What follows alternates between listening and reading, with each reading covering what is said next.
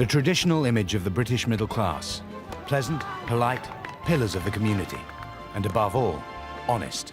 You'll make some chap a good wife one day. Oh, there's nothing to it, really. But fast forward to today, and that image couldn't be further from the truth. We're going to reveal what the modern middle classes really get up to. We'll meet people you thought you could trust, like the gentlemanly building society manager who had his own plans for his customers' deposits. A large part of the money was spent on racing tipsters, I think 1.7 million. He had shares in a number of companies that owned race horses. The rebellious public schoolgirl who became Britain's most wanted woman. What was it like being a fugitive? It was fantastic. And the sweet suburban housewife who became a cat burglar by night. I'm so sorry to everyone, I really am. For the law-breaking middle classes, Judgment Day has arrived.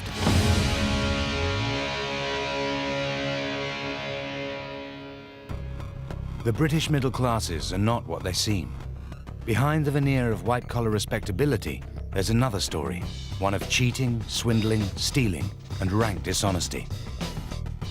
Meet the middle-class criminals who are breaking the law to maintain their aspirational lifestyles. Ripping off their employers. And because I trusted her so much, I never looked to her taking the money. Stealing from their customers. We have suffered so much at the hands of this man. And even breaking into homes. It became easier and easier. It was something I became good at. And these aren't isolated cases. We conducted a poll of over 3,000 people, which exposes the true extent of the problem. It reveals how the middle class are more dishonest than lower social groups. In fact, they're the new criminal class, more likely to steal from the taxman, rip off the local council, buy stolen goods, or fiddle the insurance. What drove the middle class, what defined the middle class in maybe the 50s, is not what defines the middle class now, in the 21st century. In our survey, 1 in 4 middle-class people thought it was acceptable to steal from the taxman. 1 in 5 would fiddle an insurance claim, if they could get away with it.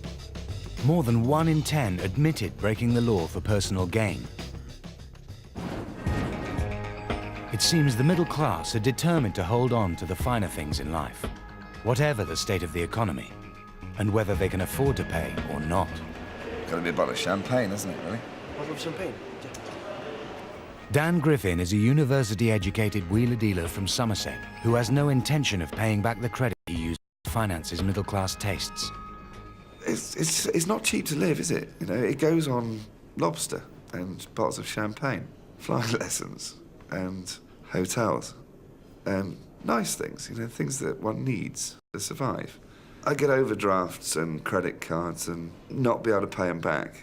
I owe maybe 40 or 50 grand. I don't know. I really don't know.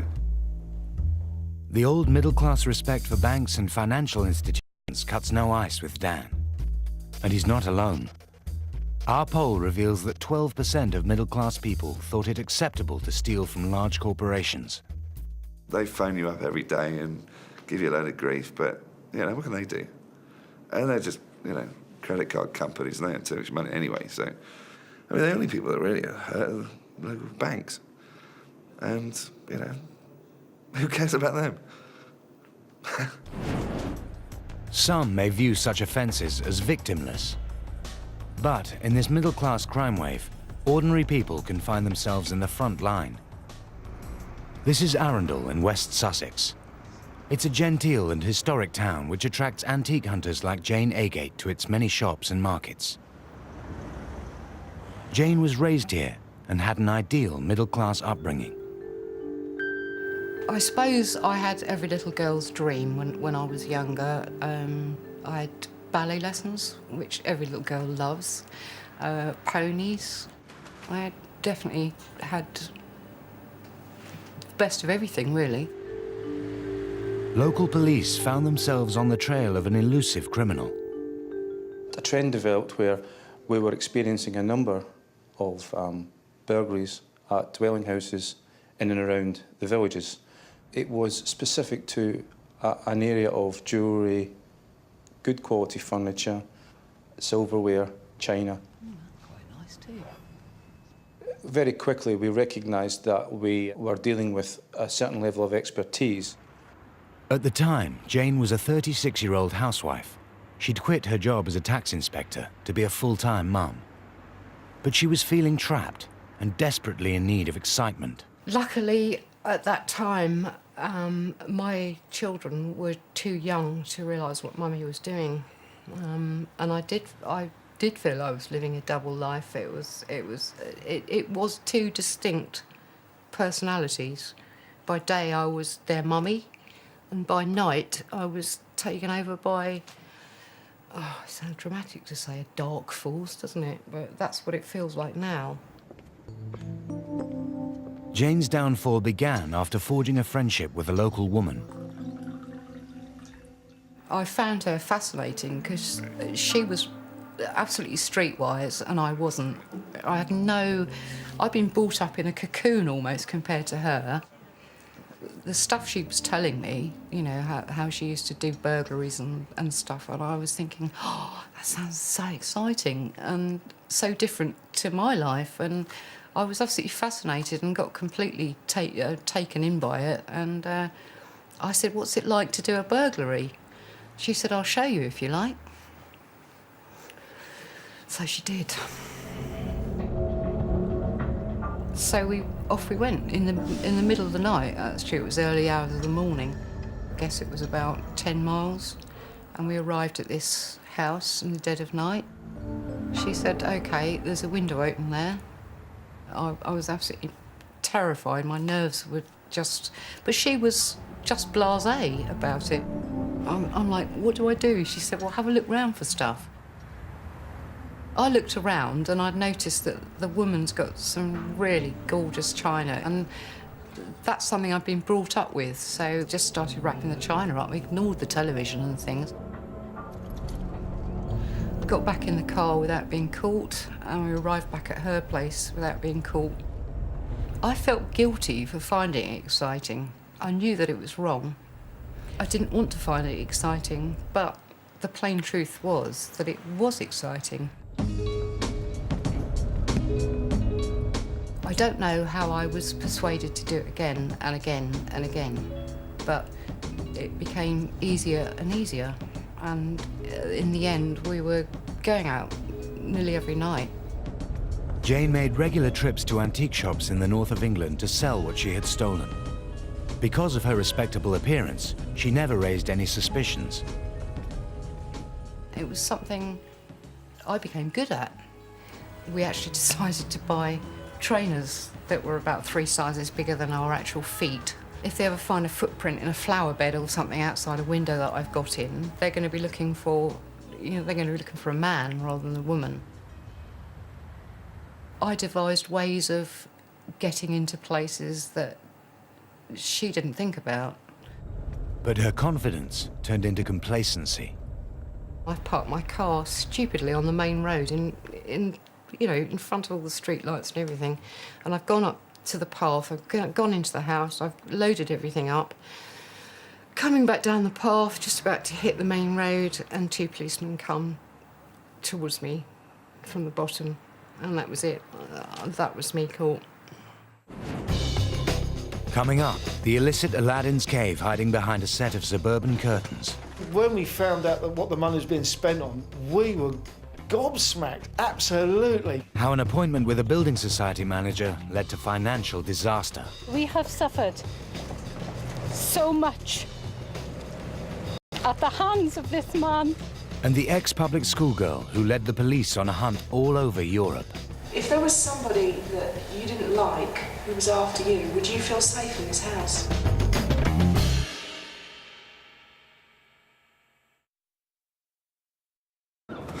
Gas, lecky, insurance. Ah, letter from Jane. I think I'll do these first. 0870 0845. As if it wasn't bad enough having to make these calls. Quotes. I have to pay to make them. Unlike with most companies, calls to 0845 and 0870 numbers are now free with BT. Free? Hi, Jane. The answer's yes. Free within your inclusive call time.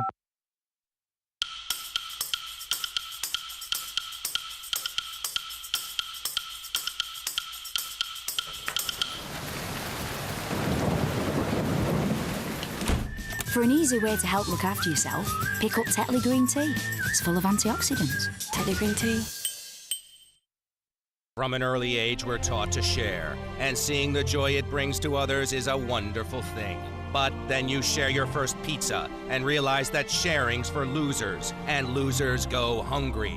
That's why we've made a pizza that isn't for sharing. Our Chicago Town deep dish is full of taste from brim to base, but has none of the bitter taste of sharing. Enjoy it with salad or chips, but most importantly, enjoy it alone. Chicago Town, tuck in. It's off thousands of beds plus 20% off all bedroom furniture at Dreams. There's free credit on every bed and thousands in stock for next day delivery. Don't miss out. Over 50% off thousands of beds plus 20% off all bedroom furniture. Ends Monday 8 p.m. in Britain's biggest ever bed sale. Only at Dreams. Once upon a time, life was pretty simple. The food was pretty fast, but it could be fun if we caught our mammoth or whatever. Then life changed. In many ways, it got easier. Nobody had to run around for their food, or anything else much for that matter, until one day we woke up and realised that 9 out of 10 of our kids would grow up to have dangerous amounts of fat build-up in their bodies, which meant they could get things like heart disease, type 2 diabetes and cancer, and many could have their lives cut short. So we thought, that's not more of a life, that's less of a life. Maybe we should get together with our kids and eat better, move more, live longer, and change for life. And we all lived happily, not exactly ever after, but more ever after than we had done. To get a free Change for Life information pack, call the number below. Thunderball! Don't miss out on your best chance of winning £250,000 in a national lottery draw.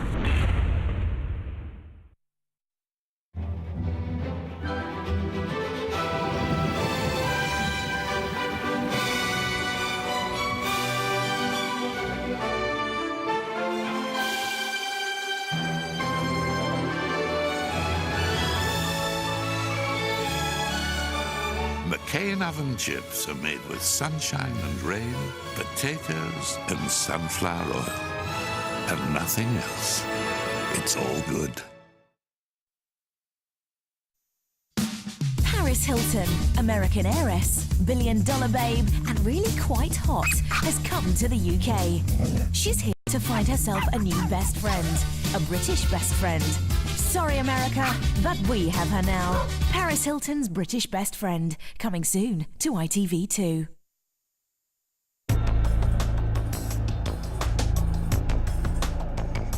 For the aspirational middle classes, times are tough. People have taken on very large mortgages. There is an element of trying to keep up with the Joneses, school fees to be paid, having big holidays.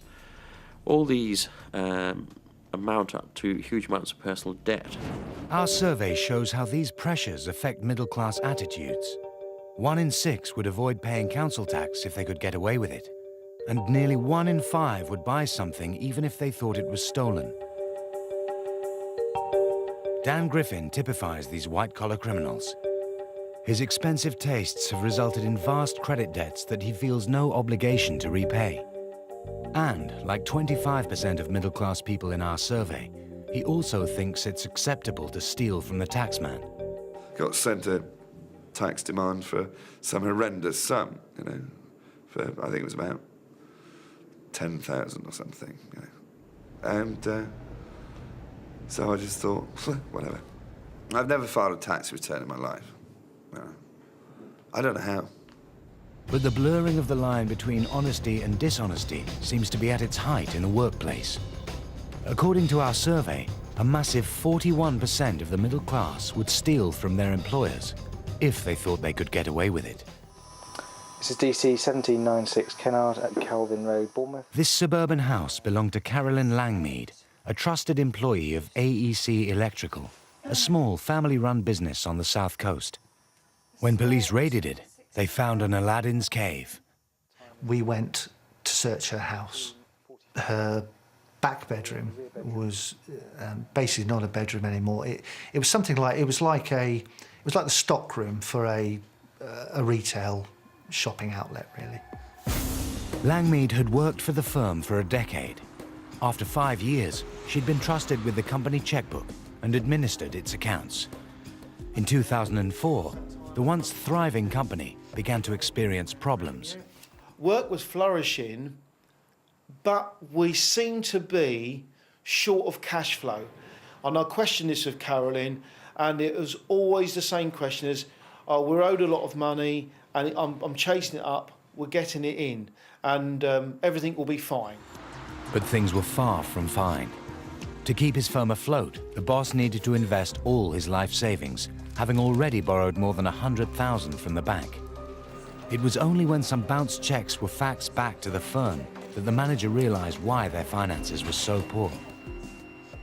Come back into the office, went to the fax machine and the checks were there. And initially before I went into my dad and showed him, I felt sick. Gemma brought it in and it was made out to C. Langmead. In fact, Langmead had written 223 company checks, simply making them out to herself and cashing them locally. She'd been getting away with it for 4 years. The white-collar fraudster is an opportunistic fraudster. And if they look at the risks of being caught, they know exactly how their organisation works. And therefore, they are managing that risk very well from day one. Langmead's carefully managed fraud had funded a marathon spending spree on around 1,500 items of designer clothing. Gucci, Prada, and Louis Vuitton were among her favourites. The police found 27 bin bags full of garments, bought with stolen checks to the value of more than £150,000. Designer boutiques loved high-rolling Langmead so much, they gave her the celebrity treatment, specially opening their doors for her out of hours. Morning. She was very, very clever.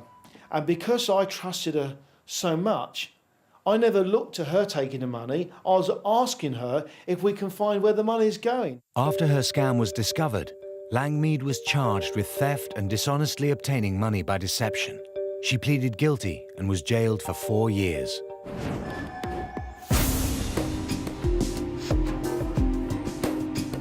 But middle-class crime isn't just about white-collar workers ripping off their bosses. They're also swindling their customers. And if you want to defraud the British public, being middle class gives you a real head start, because instinctively, everybody seems to trust you. For 20 years, Graham Price had been an established member of the business community in Gowerton, South Wales. He'd run a variety of local businesses and ultimately managed a local agency of the Halifax. Jennifer Ellis was one of his customers. Everybody thought Graham was trustworthy. His total persona was one of quiet self-confidence. So that gave you confidence in what he had to tell you. One afternoon, Graham called me into his office and he said, I've been doing a sort of an investment scheme for the last 18 months and it's very successful. I don't want it to be widespread. I don't want it to be widely known. Felt it was quite exclusive then, and he said it was linked to the magic word property. Dozens of other local people were also drawn into Price's property schemes. I trusted Graham. I decided to do it. 3 months later, monthly interest, no problem. Did I want to do any more? He'd always come up with a different scheme, slightly different every time. Graham liked, if possible, to have the money in cash, and that would be paid into an account, and then he would invest it. But Price had no intention of putting any of his customers' money into property. His high-risk investment was at the bookies, where he had a weakness for gambling on the horses. A large part of the money was spent on racing tipsters. I think 1.7 million went on racing tipsters. He had accounts with various bookmakers, One of those accounts held a credit balance of £50,000. A substantial amount of money went on expensive motor vehicles. He bought 2 Mercedes vehicles for himself. Price managed to persuade more than 80 people to join his own bogus schemes. Because he was using the later investors to pay the interest payments on the new investors, as long as the new investors were coming through, there was plenty of money to pay back the initial investors, and they had no cause to be suspicious of the scheme, which is why they then recommended other people, and the whole thing snowballed. To sustain the fraud and fund his gambling, he was funds from Gowerton. However, resources in the modest town couldn't support his habit. So Price sought a little extra help and began stealing thousands of pounds from the Halifax. He invested £500,000 in shares. He spent £110,000 on premium bonds. He paid off his £50,000 mortgage on his house. He'd invested money in 4 companies which owned racehorses. He sustained the fraud for 3 years, over which time thousands turned into millions. But his massive theft was finally exposed by an internal audit. In the safe, one of the auditors found a cheeky IOU note, on the back of which was written, "I, Graham Price, borrowed £7 million from the Halifax." On top of all that, Price had stolen a further £3 million from his private investors. He was jailed for 12 years. We have suffered so much at the hands of this man. I watched Graham Price on the second day of the hearing because it went over to 2 days. He was expressionless. His tone of voice was monotonous. He said yes to everything that the judge actually accused him of in a toneless voice. But I saw his face when he went out of that door. And it was despair. It was absolute terror. And I thought, yes, we've had a year of this. It's your time now. In prison, well-spoken white-collar professionals like Graham Price stand out from regular inmates. Survival isn't easy. For someone coming in from the middle class for the first time, finding themselves in a prison population, most of whom have been there before, they will find it very tough indeed. The inmates will have a go at them. They will chivvy them along. You know, they will attack them, and it's a very hard time for them.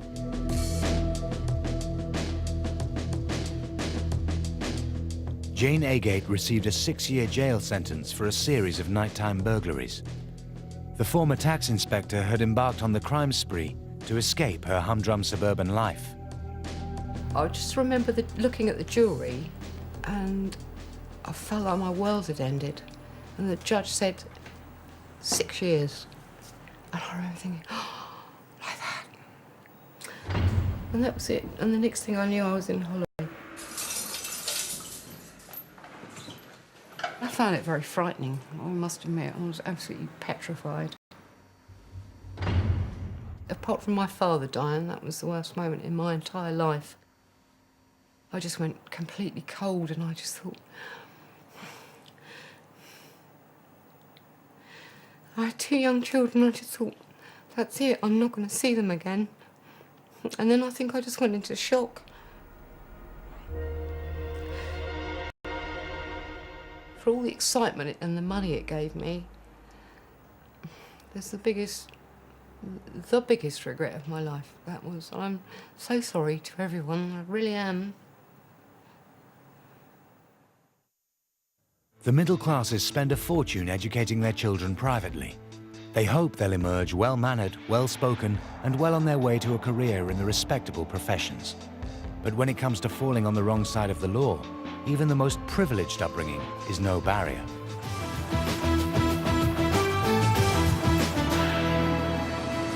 Now, she was the young woman with everything: money, brains, good looks and a first-class education. But today, a dramatic fall from grace. She's gone on the run with a pilot known as the Baron after trying to fake her own death. Can you help track her down? The woman police were hunting was ex-public schoolgirl Fiona Mont. Fiona was born into an upper-middle-class family listed in Posh People's Bible, Debrett's. Her mother was a senior figure in the local Conservative Party. She was accused of being part of a huge fraud involving stolen computer equipment, where suppliers and customers had been ripped off to the tune of hundreds of thousands of pounds. Fiona was interviewed by police and released on bail pending formal charges. But then her story took a dramatic turn. Rather than face being charged, she went on the run. With her pilot friend Graham the Baron Hesketh, she escaped to the continent. The police launched a massive appeal for information in the media. During the search of the flat, we in fact found these two wigs. As you can see, is a blonde one and a red head.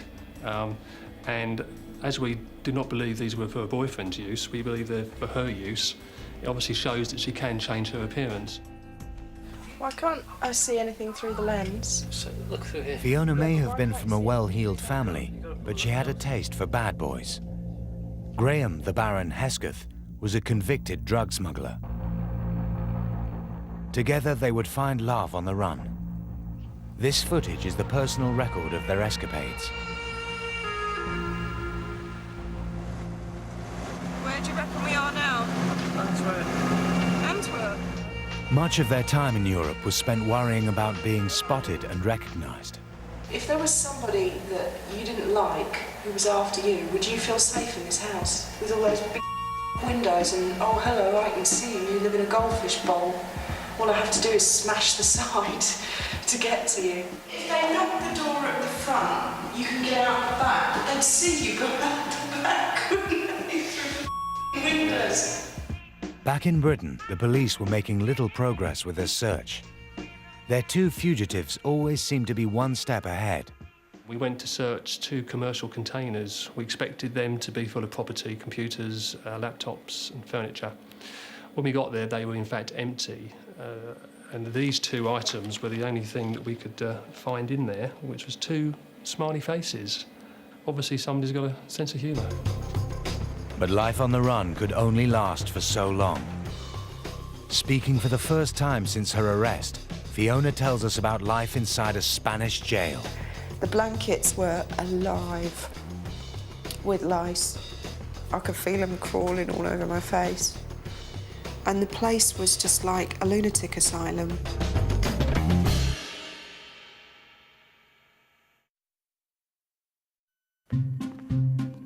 Meet DJ. He's worked out that when he switches our lights off, that helps lower the price of your morning cuppa.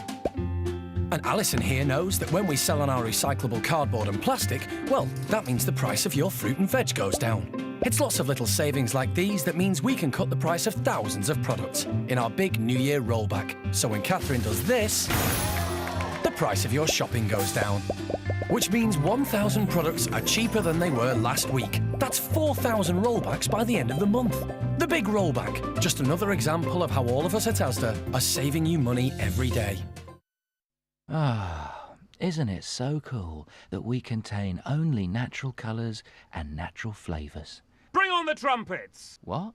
Bring on the trumpets! It's got nothing to do with trumpets. I was just talking about natural colours and natural flavours. Bring on the trumpets! What does that mean? Bring on the trumpets! Stop saying that. Bring on the trumpets! Bring on the trumpets! I didn't say anything. Trumpets! The mega deals are back at Floors to Go, and this is how good they look. Right now, our laminate flooring starts from just $2.99 a square metre. That's a mega deal. Genuine V-groove beveled edge flooring looks good, feels good, and at just $4.98, it's a mega deal. And with a massive range of real wood flooring at fantastic prices, why move when you can improve with a mega deal from Floors to Go? But hurry, it is while stocks last. I never like to miss the footy, even at my age. Nice and warm.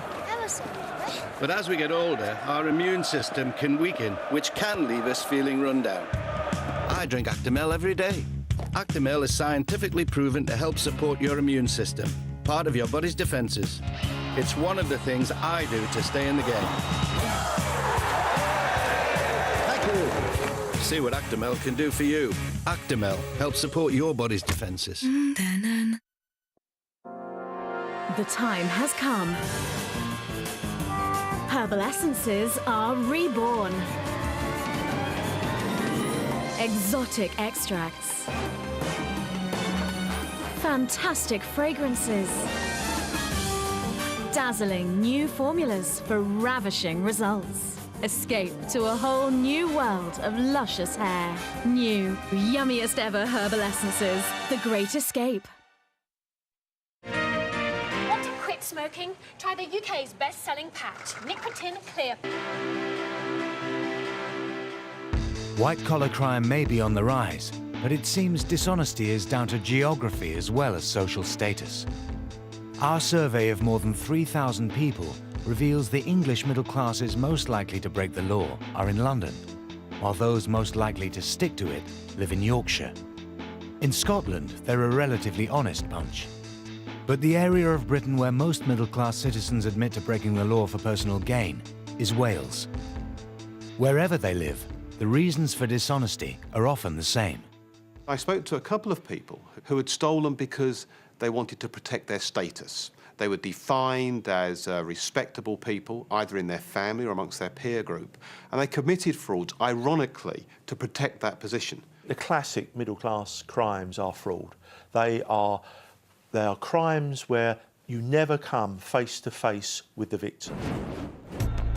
It was an alleged fraud involving stolen computers that brought ex-private schoolgirl Fiona Mont to the attention of police. After detectives pulled her in for questioning, she went on the run and fled abroad. Fiona has never told her story before, but we tracked her down, and tonight she breaks her silence for the first time. Lots of people along the way have said, what was it like being a fugitive? It was fantastic. It was brilliant, absolutely brilliant to be free of them.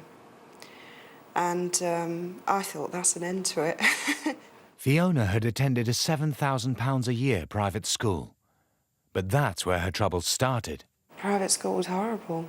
They were definitely trying to mould us into a particular image, the same image. I was also very shy and very quiet, and it built and built and built and built, and it exploded when I was 14. Fiona's rebellion against her privileged upbringing eventually led her into the arms of convicted drug smuggler Graham the Baron Hesketh. On the run, she kept ahead of the police by staying on the move and sleeping in a caravan. With Hesketh, she travelled through Holland, France, and then Spain. When I asked him if he would come with me, he said yes, straight away, without hesitation. From our point of view, it's a love story. Back in the UK, police accused the couple of taunting them, sending letters poking fun at detectives working on the case, along with a fake cheque for £1 million. The latest back in England is that apparently we've been sending taunting emails to the police. The fact they were saying I was taunting them, it was quite the reverse. I wasn't. Police were trying to use the press to get a reaction because they might get a trace or a track on where we were, and I was adamant that I wasn't going to give them that, I wasn't going to give anything away. Fiona was so elusive, the media nicknamed her the Cat. But after 3 years on the run, she finally ran out of lives when Detective Constable Steve Skerritt caught up with her. Steve Skerritt came into Spain and had me arrested in Spain. Fiona was thrown into a Spanish jail to await extradition. The blankets were alive with lice. I could feel them crawling all over my face. And the place was just like a lunatic asylum.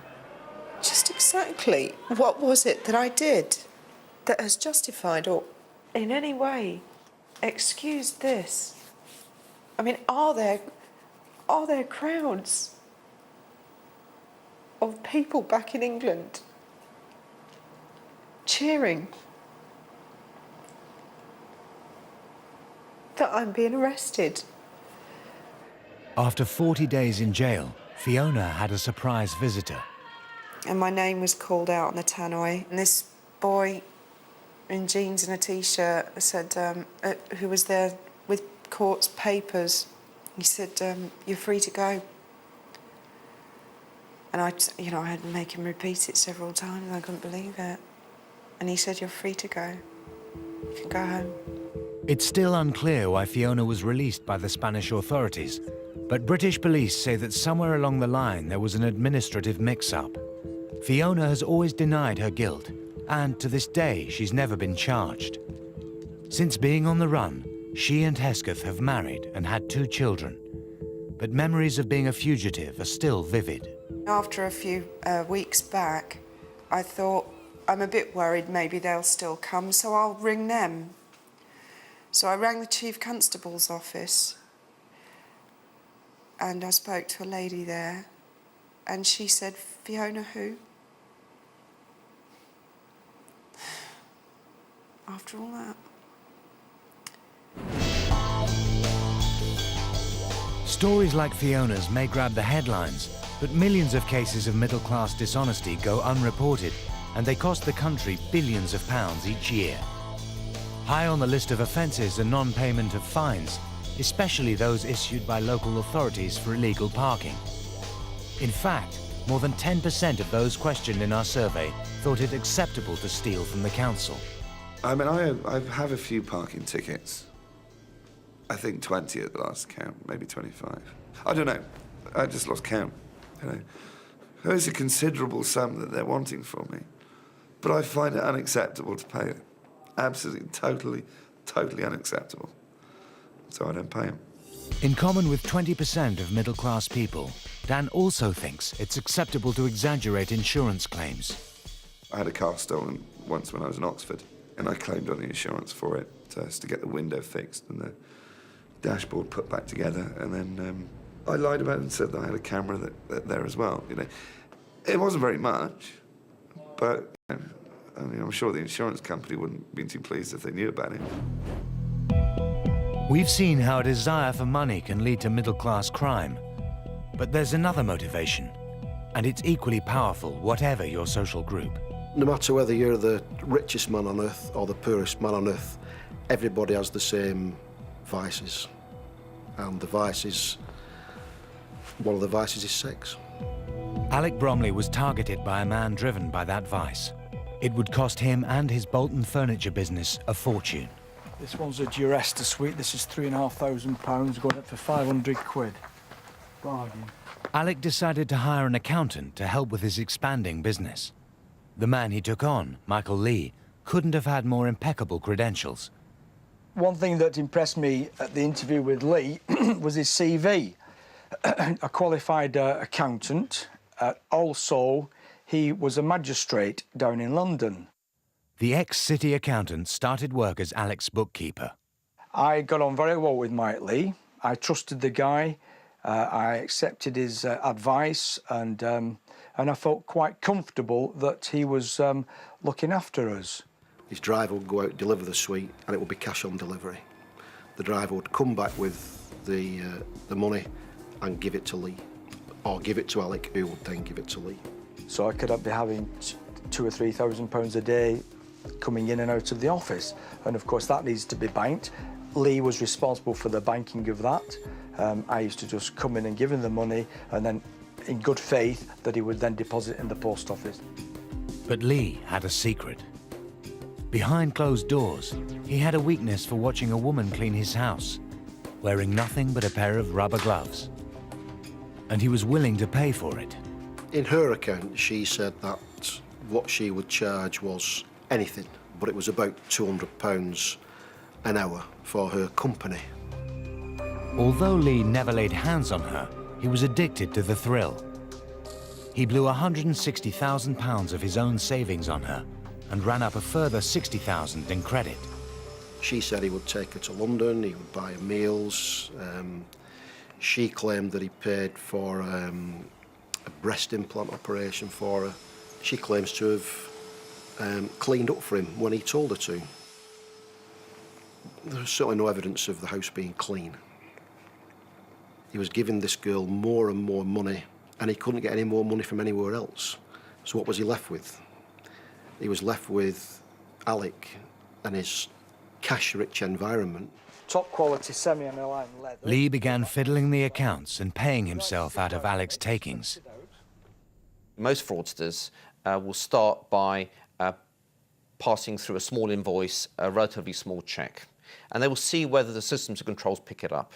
And then they'll get braver. They'll understand that that hasn't been checked or found out, and as a result, the fraud will just tend to escalate from there. Lee continued stealing for 4 years before he was found out. When detectives broke the news to Alec, he was stunned. Over a period of 18 months, he's embezzled from your business between 160 to 280,000 pounds.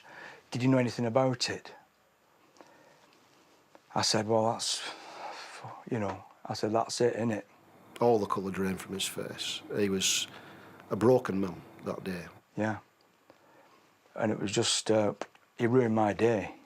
Ex-magistrate Michael Lee's middle-class credentials didn't keep him out of prison. He was sentenced to 2 years. I'll tell you one thing, I do all the banking these days.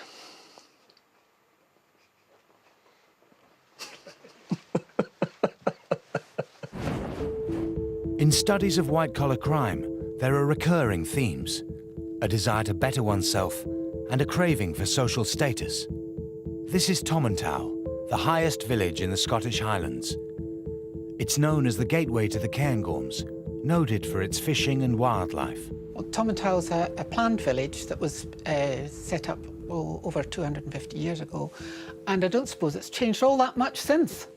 But life here took a dramatic turn with the arrival of a man who seemed to be at the very pinnacle of the social ladder.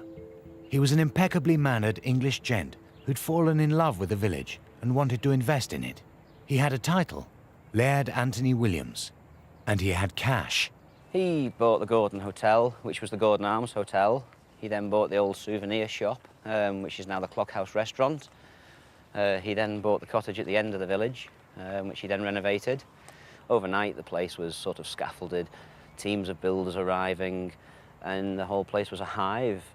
It was, you know, money was no object. The renovations that Tony did were to the highest standard that anyone locally had ever heard of. There were rumours about the gold-plated bath taps in the cottage and things like that. How true, I have no idea.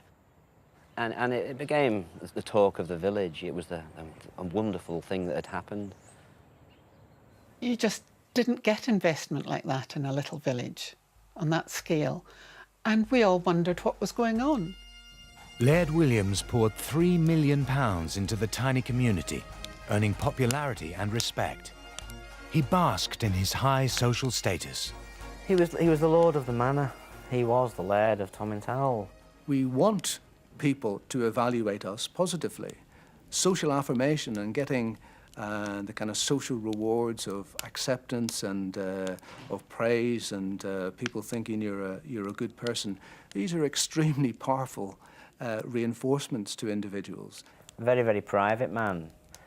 But I always knew that there was something behind him. He was worrying. You could see he was a worried man. We all felt that there was something not quite right, but nobody could put their finger on it. As Williams continued to lavish money on the village, delight turned slowly to suspicion. The laird's regular trips to the local bank seemed more than a little unusual.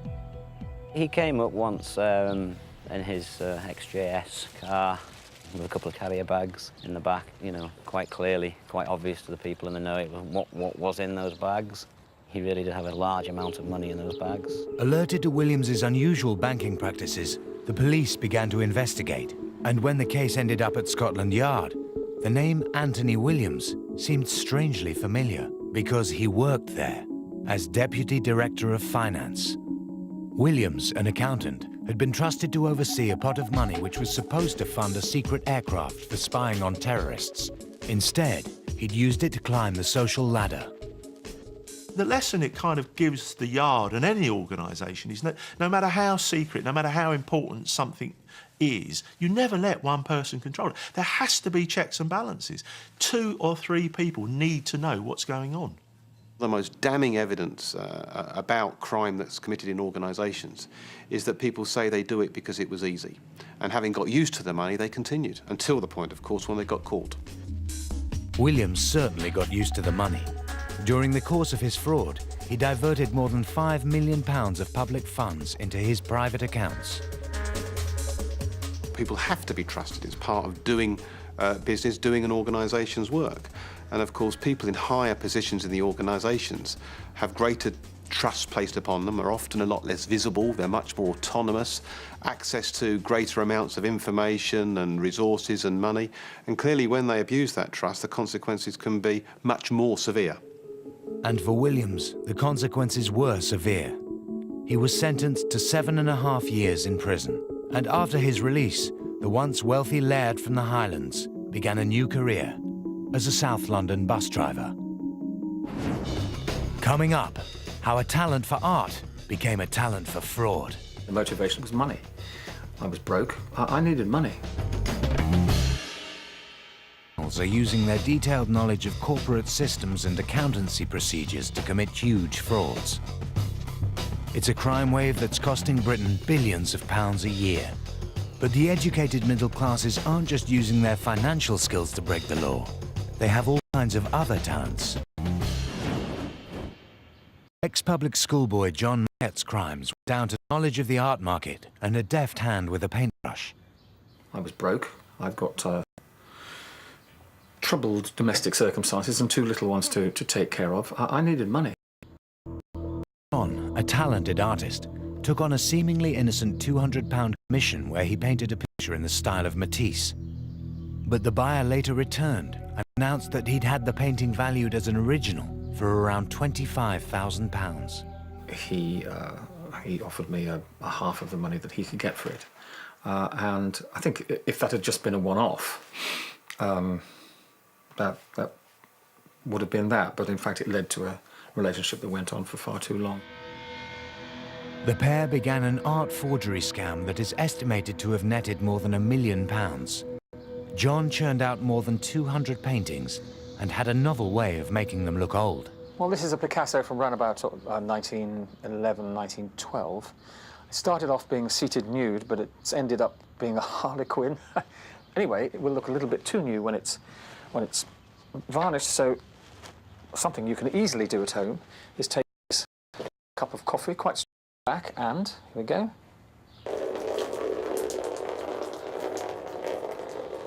Ideally, it wants to be stronger than that, but this will give you the effect. Can you just look at the kind of lovely, dense brown effect we're getting through here? Isn't that lovely?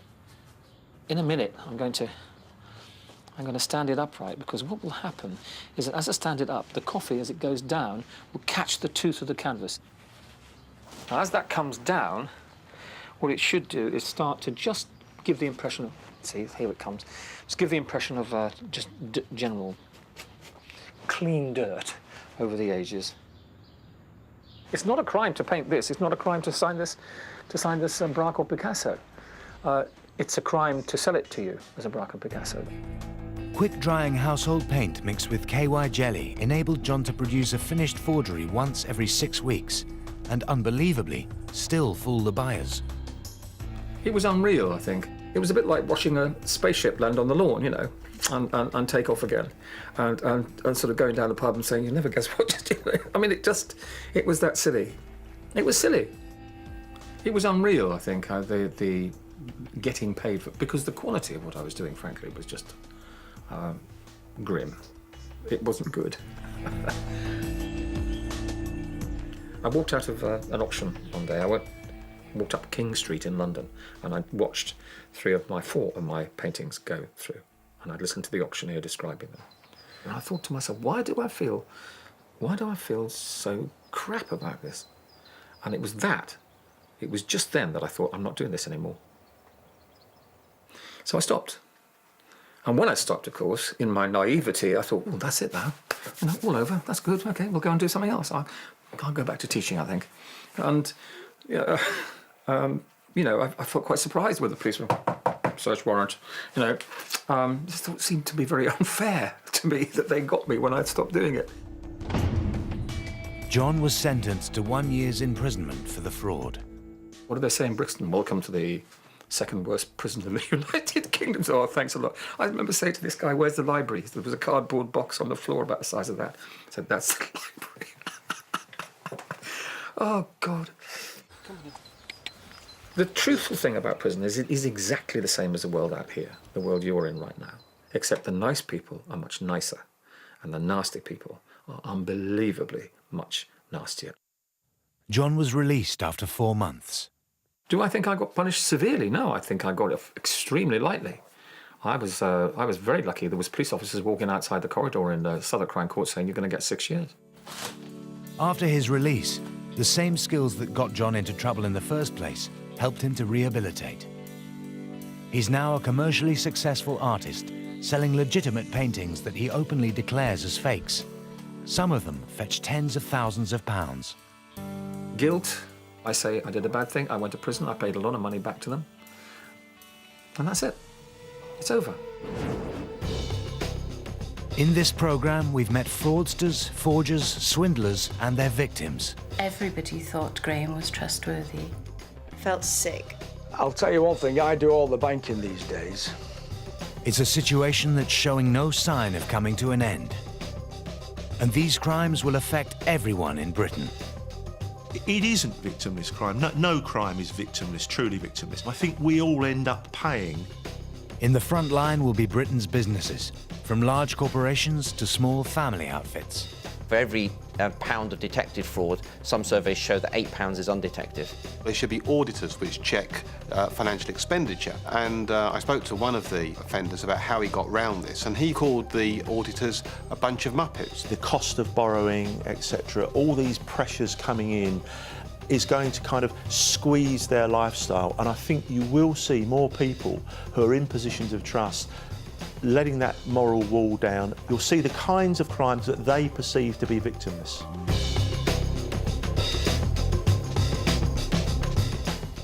Her methods are uncompromising, and with the move to a different force, her colleagues are finding it hard. A gripping conclusion to Prime Suspect on ITV3 next.